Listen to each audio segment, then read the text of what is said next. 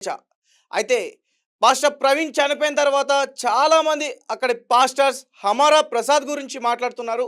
అలాగే ఆయన చేసిన పోస్టుల గురించి మాట్లాడుతున్నారు. అయితే ఇప్పుడు నేను డైరెక్ట్‌గా హమారా ప్రసాద్ గారిని జూమ్ కాల్‌లోకి తీసుకొచ్చే ప్రయత్నం అయితే చేశా. ప్రస్తుతం ఆయన మనతో పాటు లైన్‌లో ఉన్నారు.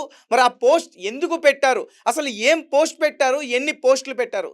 దీని గురించి ఆయన మాటల్లోనే మనం పూర్తిగా అడిగేందుకు ప్రయత్నం చేద్దాం. సార్ నమస్తే సార్ ప్రసాద్ గారు. రెస్పాన్స్ అయ్యాను. ఏది ప్రవీణ్ పగడాల అని ఒక మతి తప్పిన, గతి తప్పిన ఒక పాస్టర్ హిందుత్వంలో ఉన్న ధర్మాలను, మా దేవి దేవతలను, మా గ్రంథాలను వక్రీకరిస్తూ మతి తప్పిన ఈ పాస్టర్‌కి తెలియగానే ఫస్ట్ ఆఫ్ ఆల్ నేను గూడా సనాతన ధర్మంలోని వ్యక్తినే కాబట్టి నేను కూడా మొదట్లో సానుభూతి చూపించడం జరిగింది. ఇమ్మీడియేట్ గా నేను ఎవరితోనంటే మన విజయప్రసాద్ రెడ్డితోని మాట్లాడాను. అవసరమైతే విజయప్రసాద్ రెడ్డికి కూడా ఫోన్ చేసి అడగండి. విజయరెడ్డి ప్రసాద్ అంటే పాస్టర్ విజయరెడ్డి ప్రసాద్ గారా సార్? మీరు పాస్టర్ అని ఖచ్చితంగా మెన్షన్ చేయాల్సి ఉంటుంది. పాస్టర్ పీటర్ పుట్టాకు కూడా ఫోన్ చేసి హ్మ్. ఎర్లీ మార్నింగ్ తెలుసుకోవడం జరిగింది. చాలా హ్మ్. విషయాలు కూడా మాట్లాడడం జరిగింది. అయిన తర్వాత అంటే విజయప్రసాద్ రెడ్డితో నిన్ననే రాత్రి ఏదేమైనా కూడా ఇలా దాడి జరగడం అంటే దాడి అంటున్నారు కాబట్టి వాళ్ళు దాడి అని అంటున్నారు కాబట్టి సరే మీరు దాడి అంటున్నారు కాబట్టి దాడి జరగడం అయితే అది తప్పది. హ్మ్. ఎందుకంటే ఒక మనిషిని ప్రాణాలు తీయడం అనేది తప్పు. సిద్ధాంత పరంగా మనం ఫైట్ చేసుకోవచ్చు తప్పులేదు కానీ అట్లా మనిషి మీద దాడి చేసి మనిషిని చంపడం అనేది మాత్రం అది అనాగరికం అవుతుంది అని చెప్పేసి చెప్పడం జరిగింది. అసలు నా మైండ్ సెట్ మొత్తం చేంజ్ అయిపోయింది. ప్రతి ఒక్క పనికి మాలినోడు హిందుత్వం మీద ఏడుస్తున్నాడు. హిందూ సమాజం నుంచి ప్రవీణ్ పగడాలను బెదిరించిన వాళ్ళు ఎవరు లేరు. ఒక షమి అనే వ్యక్తి అతన్ని బెదిరించాడు రైట్. ఎగ్జాక్ట్లీ హ్మ్. బెదిరించిందేమో ఒక షమీర్ అని చెప్పేసి ఒక ముస్లిం ఉన్మాదులు మరి హౌలేగాళ్ళారా మేము చంపడం అనేది మా సనాతన ధర్మంలో ఎక్కడా లేదు. మేము అలాంటివి చెయ్యము. ఒకవేళ మేము అలా చేసే వాళ్ళేమైతే ఈ రోజు ఈ దేశంలో ముస్లిం గాని, క్రిస్టియన్ మతం ఉంటే ఉండేటివి కావు. మేము ఎవరినైనా సాధారణంగా ఆహ్వానిస్తాం. ఎవరినైనా మేము మా సోదరులాగా భావిస్తాం.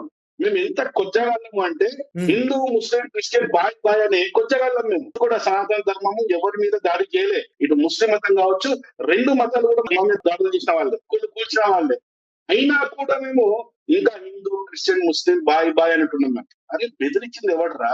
ఈడు అజయ్ అనే ఒక పిచ్చినా కొడుకు పిచ్చినా కుక్కలాగా మాట్లాడుతున్నాడు. ఇచ్చిన స్టేట్మెంట్ అది కూడా నేను నా పోస్ట్ లో పెట్టాను చూడండి. ఓకే. వాడు ఏమంటుండో ఒక వర్గం మాట ప్రవీణ్ పగడాలను బెదిరించిన ఒక వర్గం ఏంటంటే గాడిద ముస్లిం అని చెప్పు డైరెక్ట్ చెప్పరాదు డైరెక్ట్ మాట్లాడుతున్నప్పుడు హ్మ్. అక్కడ ముస్లిం ఎందుకు చెప్పరాదు గాడిద నీకు మరి అక్కడ వాడు మాట్లాడుతున్నప్పుడు వాడు ఏమంటుండో తెలుసా వాళ్ళకు రంజాన్ పవిత్రమైన మాసం కాబట్టి వాళ్ళు మటర్ చేయరు వాడు వీడియో డిక్లేర్ చేయడానికి ప్రవీణ్ పగడాలను హత్య బెదిరించిండు కానీ హత్య చేసిన మాత్రం వాళ్ళు చేయరు ఎందుకంటే పవిత్ర మాసాలు నడుస్తున్నాయి కానీ హ్మ్. మధురు మాత్రం చేయొచ్చు వాడు ఏంటది ఫస్ట్ ఈ ప్రవీణ్ పగడాల మీద ఉన్న మాకు సానుభూతి కంప్లీట్ గా మేము మేము మాకు టర్న్ అయిపోయింది మాకు ఇంత పిచ్చిన మేము ఎందుకు అసలు మేము సానుభూతి తెలియజేయాలి సరే మీరు తెలియజేశారా? సానుభూతి తెలియజేశారా?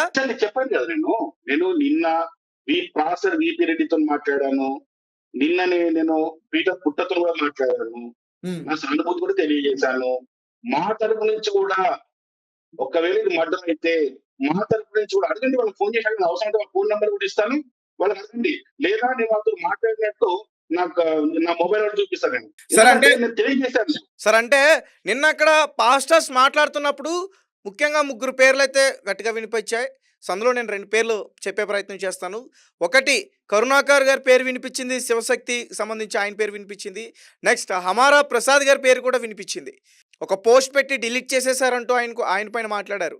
ఈరోజు మీ గురించి మాట్లాడుతున్నారు. పాయింట్ ఏంటంటే చూడండి సనాతన ధర్మం మేము ఎప్పుడు కూడా మర్డర్లు అలాంటి పనులు చేయం ఛాలెంజ్ చేసి రమ్మని చెప్తాం డిబేట్ రమ్మని చెప్తాం మీ ఛానల్లో కూడా అజయ్ అనే ఒక పనికి మన ఏదో పిచ్చి పిచ్చి మరణం మాడితే 10 లక్షల బహుమతి ప్రకటించి దమ్ముంటే ఆ శ్లోకాన్ని వచ్చి డబ్బు తీయలేరా అని చెప్పినాం ఇంతవరకు అట్లా పట్టలేదు వాళ్ళే కాదు మా సనాతన ధర్మం కరుణాకర్ కావచ్చు మన భాస్కర్ రాజు గారు కావచ్చు హ్మ్. ఎవరైనా సరే లలిత్ కావచ్చు మేము కావచ్చు ఇంకెవరైనా సరే ఎవరైనా ప్రవీణ్ కావచ్చు ఎవరైనా సరే మేము డిబేట్లకు వెళ్ళి నీ బైబిల్ ఏం చెప్పింది మా గ్రంథం ఏం చెప్పింది అని ధైర్యంతో దమ్ముతో నిలబడి డిబేట్ చేస్తాం మేము కర్ణాకర్ చేశాడు భాస్కర్ రాజు గారు చేశారు ఇంకా వేరే వాళ్ళు కూడా చేశారు డిబేట్ చేశారు మేము కూడా విజయ్ మన విజయ్ ప్రసాద్ మన ఎవరు మన విజయ్ కుమార్ తో చేశాడు అనికాంశంతో చేశాడు ఇలా మేము చాలా మంది బాధ్యతలు మేము కూడా చేసాం.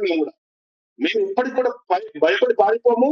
ఒక స్టేట్మెంట్ ఇచ్చేసి మేము తప్పించుకొని పారిపోము మేము. అవతల వాడు మాకు ఛాలెంజ్ చేస్తే ఛాలెంజ్ కి ఛాలెంజ్. అలా మేము మొగతనంతోని మా సనాతనం చూపించింది అది మాకు. మాకు మొగతనంతోని ముందుకెళ్ళి నువ్వు అడిగిన ప్రశ్నకు సమాధానం చెప్తాం. ఒకవేళ మేము చెప్పలేకపోతే దాని మీద ఎక్స్పర్ట్ తీసుకొచ్చి మేము కూర్చోబెట్టి దానికి సమాధానం చెప్పిస్తాం. అంతేగాని పారిపోయే రకం కాదు. అలాగే ఏంటంటే ఇప్పటికీ మన దాడులు ఇష్టం కాదు. అసలు మాకు ఏం అవసరం అండి? ఎవరిని ప్రవీణ్ పగడాలి అసలు మేము పట్టించుకునే లేము. దాదాపు ఒక 5-6 సంవత్సరాల నుంచి వాళ్ళతో డిబేట్ చేస్తున్నాం మేము. చిత్తుగా అధికార టీంలో తనలో ఒడిగొట్టిన వాళ్ళు పనికి మారినట్టు మేము తప్పడం మాకేం అవసరం? వాళ్ళు తప్పితే మాకేం వస్తుంది జైలు తప్ప. సార్ అయితే ఈ రోజు మీరు పోస్ట్ చేసిన ఆ పోస్ట్ నేను ఒకసారి చదువు వినిపించే ప్రయత్నం చేస్తాను. ఒకసారి మీరు వినండి, ఓకేనా? హమారా ప్రసాద్ గారి పోస్ట్ ఈ రోజు ఆయన చేసిన పోస్ట్ నాకు ఒక పాస్టర్ పెట్టారు. ఇది ఒకసారి నేను వినిపించే ప్రయత్నం చేస్తాను, చదువు వినిపించే ప్రయత్నం. పోస్ట్ మార్టం రిపోర్టు ఖచ్చితంగా ఏమని వస్తుందంటే పగల తాగి బండి కంట్రోల్ కాకపోవడంతో చచ్చాడని వస్తుంది. సార్ ఇది సార్ మీరు పోస్ట్ చేసింది.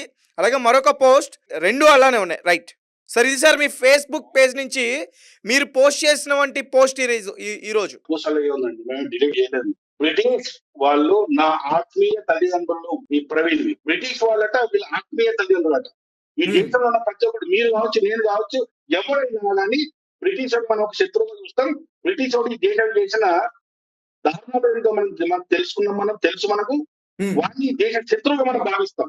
అలాంటి బ్రిటిష్ వాడు వీడికి ఆత్మీయత ఉండట్లేదు. వీడికి అంటే ఎప్పుడైతే వీడు మతం మారిందో వీడి జాతీయత అంటే దేశం మీద ఉన్న ప్రేమ, ఇది నా జాతి, ఇది నా దేశము అనే ఒక ఆలోచన ధోరణి అనేది మారిపోతుంది వాడికి. వీడికి ఎంతసేపు ఏంటంటే ఇలాంటి మతం మాటలందరూ కూడా ఇజ్రాయెల్ నా దేశం, యేసు నావాడు, ఇజ్రాయెల్ దేశంలో ప్రజలు నా వాళ్ళు అనుకుంటారు. కానీ ఇంటి పక్కన ఉన్న భారతీయుడైన ఒక హిందూ గాని హిందువుని శత్రువుని ఇస్తారనమాట వీళ్ళు. ఇప్పుడు వీళ్ళకి నేను ఏం పెట్టినా అంటే ఇంకో మాట కూడా ఏం చెప్తుంటే పోస్ట్ మార్టం రిపోర్ట్ ఖచ్చితంగా ఏమని వస్తుందంటే చచ్చాడు అని నేను కామెంట్ పెట్టా. ఎగ్జాక్ట్లీ పెట్టా. ఎందుకంటే ఇదే ప్రవీణ్, పగడాల ప్రవీణ్, ఆయన వీడియో కూడా సోషల్ మీడియాలో ఇప్పటికి బాగా వస్తుంది చూడండి. ఫేస్బుక్ లో నేను డ్రగ్స్ తీసుకుంటాను, విపరీతమైన డ్రగ్స్ తీసుకునే వాడిని, నేను విపరీతంగా డ్రగ్స్ తీసుకుంటాను అంటున్నాడు. అలాగే పోలీసులు విడుదల చేసిన ఒక వీడియో ఏదైతే ఉందో టోల్ గేట్ దగ్గర ఆ బండి తీసుకోకపోతున్న క్రమం కూడా ఒక తాగినోడు, ఒక డ్రగ్స్ తీసుకున్నాడు పోయినట్టు అనిపిస్తుంది మాకు. అందుకే మేము ఏమన్నామంటే 100% చెప్తున్నా, ఇవాళ పోస్ట్ మార్టం అయింది, రేపు ఎల్లుండో పోస్ట్ మార్టం రిపోర్ట్ కూడా వస్తుంది చూడండి. 100% అందులో డ్రంక్ అంటే బాగా తాగి బండి కంట్రోల్ కాక అక్కడ చనిపోయిండు అని చెప్పి ఇంకోటి అక్కడ మొత్తం రాళ్ళు ఉన్నాయండి. అన్ని మొత్తం రాళ్ళు ఉన్నాయి, గడ్డి మీద అక్కడ ఆ రాళ్ళ మీద పడి చనిపోయింది, స్కిడ్ అయి పడిపోయి చనిపోయింది అని చెప్పేసి 100% రిపోర్ట్ ఈ విధంగా వస్తే చూడండి. అంటే ఒకవేళ స్కిడ్ అయి పడిపోతే ఖచ్చితంగా ఆ పోస్ట్ కు 100% కట్టుబడి ఉన్నా. నేను ఏం చేయని మమ్మల్ని పట్టుకొని మర్డర్ చేసింది హిందువులే, మతం మాత్రం అని చెప్పి మమ్మల్ని అంటున్నప్పుడు మాకు కూడా ఇలాంటి ఆలోచన వస్తుంది కదా. మాకు కూడా తప్పేమో అందులో. సో అంచేత మీరు ఆ పోస్ట్ పెట్టడం జరిగింది FB లో, అంతేనా? ఎగ్జాక్ట్లీ ఆ పోస్ట్ ఇప్పటికైనా కట్టుబడుతుంది. సార్ మీకు కాల్స్ వస్తున్నాయి ఎవరి దగ్గర నుంచి అయినా? వస్తున్నాయి, కాల్స్ వస్తున్నాయి. నాకు లిఫ్ట్ చేస్తున్నారా, అటెంప్ట్ చేస్తున్నారా కాల్స్? నాకు కాల్స్ రావడం ఇది మొదటిసారి కాదు, అర్థమవుతుందా? ముఖ్యంగా ఈ ఇష్యూకి సంబంధించి, ఈ ప్రవీణ్ పాస్టర్ కి సంబంధించి ఈ ఇష్యూ కూడా కాల్స్ వచ్చాయి. వాటికి నేను సమాధానం చెప్పాను. వాటికి నేను సమాధానం కూడా చెప్తున్నా ఫోన్ లో. వాళ్ళందరూ కూడా ఇంతమంది ఫస్ట్ ఫైర్ గా మాట్లాడిన తర్వాత నేను చెప్పిన లాజిక్ వినేసి కరెక్ట్ కదా అని చెప్పేసి సరెండ్ అయిపోతున్నారు. కరెక్ట్ కదా అని చెప్పేసి ఫైనల్ గా ఒక విషయం చెప్పండి. అంటే చాలా మంది కూడా మీ మీద రియాక్ట్ అవుతున్నారు. కనీసం ఒక మనిషి చనిపోయాడని ఒక బాధ లేకుండా ఆ రకంగా ఆయన పోస్ట్ చేస్తున్నారే అని చెప్పేసి వాళ్ళు అంటున్నారు. మరి మీరు ఏం చెప్తారో దానికి సమాధానం? చూడండి బ్రదర్, ఫస్ట్ పాయింట్ ఏంటంటే సనాతన ధర్మంలో ఉన్న హిందువుల మా మైండ్ సెట్ ఎలా ఉంటది అంటే, జనరల్ గా ఒక వ్యక్తి చెడ్డవాడైనా చనిపోయినప్పుడు వాడి ఉన్న బ్యాడ్ ఫీలింగ్స్, బ్యాడ్ ఇంటెన్షన్స్ అన్ని కూడా వాడి శవంతో వెళ్ళిపోతుంది. ఆ తర్వాత పాపం అనేసి జనరల్ గా అంటాం. మరి నేను స్పందించుకుంటే అదే కదా, నిన్న స్పందించిందని పాపం అనే కదా. పాపం అని స్పందించి నేను ఆ పాస్టర్ ఇద్దరికి ఫోన్ చేసి మాట్లాడినా. కానీ తెల్లారి వస్తే మొత్తం ఏ విధంగా మాట్లాడుతున్న ఒక్కొక్కడు, ప్రతి ఒక్కడు మా మీద పడి చేస్తున్నాడు. కర్ణాటక పోస్ట్ పెట్టి తీసిండట. అరే పోస్ట్ పెట్టిండు, ఆ చావు కారణం ఎవరు అని చెప్పి పెట్టడంతో మాత్రం తప్పే ఉందంలో. చెప్తున్నాం ఏంటంటే ఈ రోజు హిందూ సమాజంలో మేము ముందున్న హిందువులు వేరే, 2014 తర్వాత ఉన్న హిందువులం వేరే. వాళ్ళు ఇప్పుడు పోరాటం అనేది వెదురు వాడు ఏదైనా మాట్లాడితే వెంబడి ప్రశ్నించడం కూడా మేము నేర్చుకున్నాము. ఇప్పుడు ప్రశ్నిస్తాను కూడా. ఓకే. ఏదన్నా మా మీద ఆరోపణ చేస్తే ఆరోపణలు ఎలా చేస్తున్నావు అని అడుగుతాము. మా గ్రంథాల పడి మీద తప్పు మాట్లాడితే ఎలా చెప్పగలరా గాడిగా దీనికి రిఫరెన్స్ చెప్పు అడుగుతున్నాం మేము. ఓకే. మీ స్టూడియోలో మాట్లాడిన అదే బాబు కూడా ఏది ఎక్కడ పోయిండు? 10 లక్షలు బహుమతి ఇచ్చాను. మీ స్టూడియో కూర్చొని ఇష్టపడిన శ్లోకాలు చెప్పిండు. సార్ తను కూడా ఏం చెప్తున్నాడంటే నెక్స్ట్ నన్ను టార్గెట్ చేస్తున్నారనే విషయాన్ని కూడా తను కొన్ని మీడియా ఛానల్స్ లో కూడా చెప్తున్నాడు. ఒక మాట ఎత్తుతుంది. ఫస్ట్ ఆఫ్ ఆల్ ఆ ప్రవీణ్ది 100% అది యాక్సిడెంట్. ఏది తాగి ఉండో లేకపోతే ఇంక నిద్ర మబ్బులను ఏదో జరిగి అక్కడ యాక్సిడెంట్ అయ్యి చనిపోయిందని చెప్పి రిపోర్ట్ వస్తుంది. అది చంపిన కేసులో కాదు. బై ఛాన్స్ ఎవరైనా చంపితే అలాంటి చంపిన వ్యక్తులకు విలువ చంపుతారేమో తప్ప నాకు చెప్పండి.